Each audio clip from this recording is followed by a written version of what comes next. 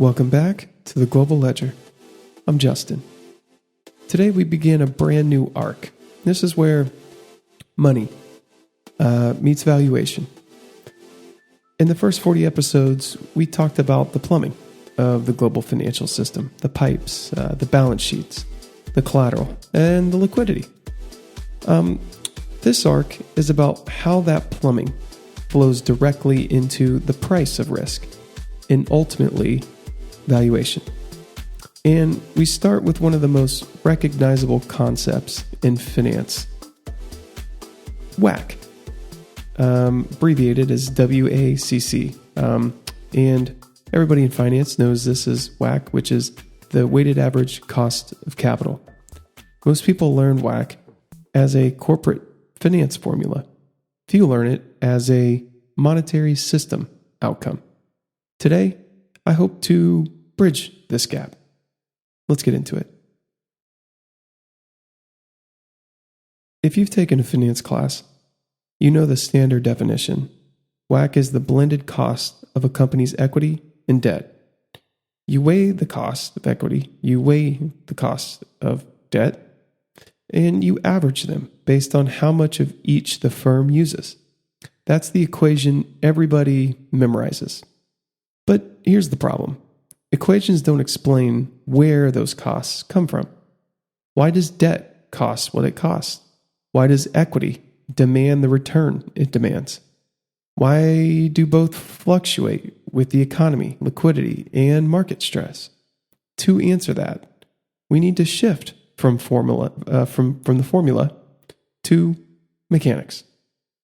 And we're going to talk about where WACC lives inside the hierarchy of money and credit. And think of capital not as numbers on a balance sheet for a second, but as claims positioned on a monetary hierarchy.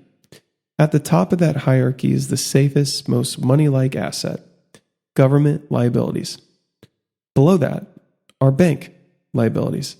Below that are market-based credit instruments.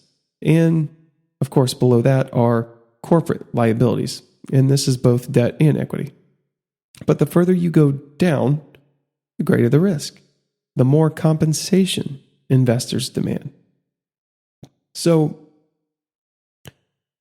what does this mean? It means the cost of capital is the price of descending the hierarchy. Debt sits closer to money. Equity sits furthest from money.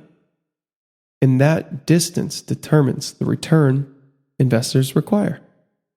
So, the cost of debt is the cost of funding liquidity.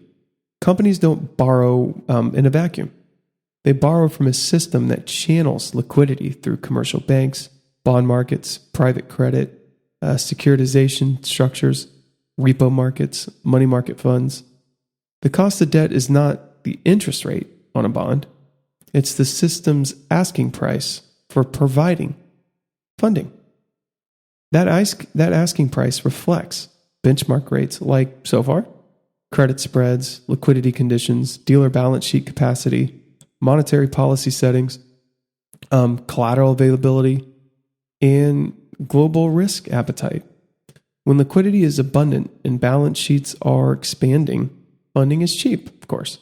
But when liquidity is scarce and balance sheets tighten, then funding becomes more expensive and fast.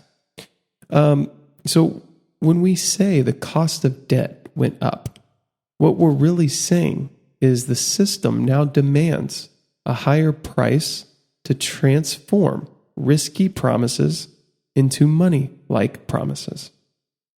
Okay, so the cost of equity, on the other hand, is the cost of bearing residual risk. Equity is not a claim on cash flows. Equity is a claim on what's left after every other claimant is paid. That makes equity the deepest, lowest point on the hierarchy of financial promises. So the cost of equity reflects uncertainty about future cash flows, uncertainty about liquidity, uncertainty about funding, uncertainty about macro environment, and uncertainty about market implied risk appetite as well. So when volatility increases, when liquidity starts to thin, or when funding conditions tighten, or even when uncertainty rises, equity holders demand more return. Notice how none of those drivers are inside a valuation spreadsheet. They live in markets, liquidity, balance sheets, and conditions. This is the bridge.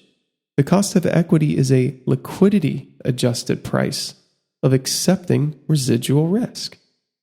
So, why WACC moves, even, say, when a company doesn't change? And the finance guys out there would notice this. A company's fundamentals stay the same, but its stock price drops sharply. Or its valuation expands wildly during periods of strong liquidity. The company didn't change, its WACC did. That's because WACC reflects funding costs, credit spreads, monetary policy, market liquidity, dealer balance sheet conditions, right? So when the surrounding environment tightens, WACC rises.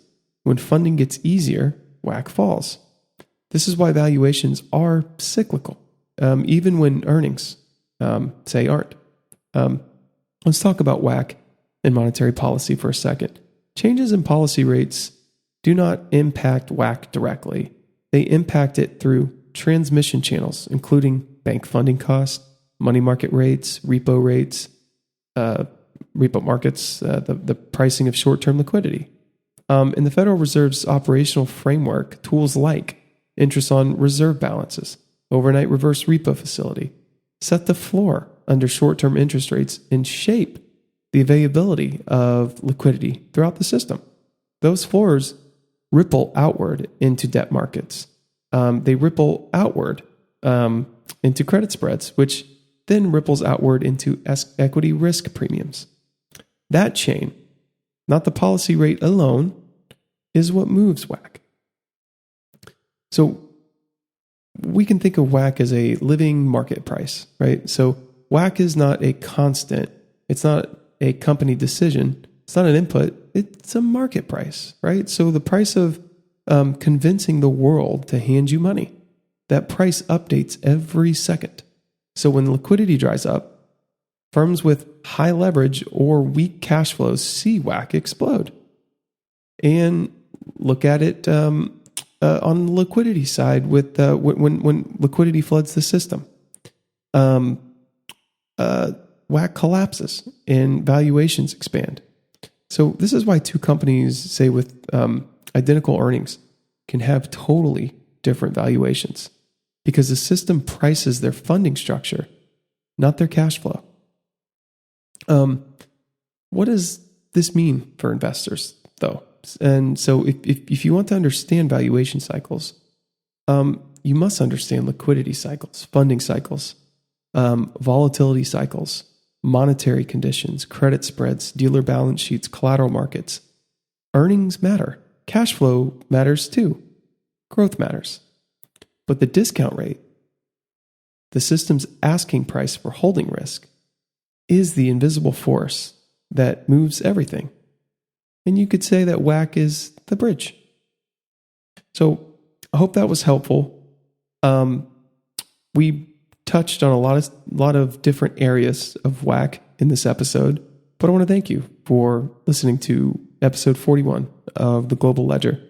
We kind of tried to reframe WACC as not just a financial formula, but a price shaped by liquidity, funding, balance sheets, and the structure of the monetary system. In episode 42, we go deeper into valuation by breaking down risk premiums, what they actually are, why they move, and how they emerge from the plumbing beneath the market. Once again, I'm Justin, and thanks for being here.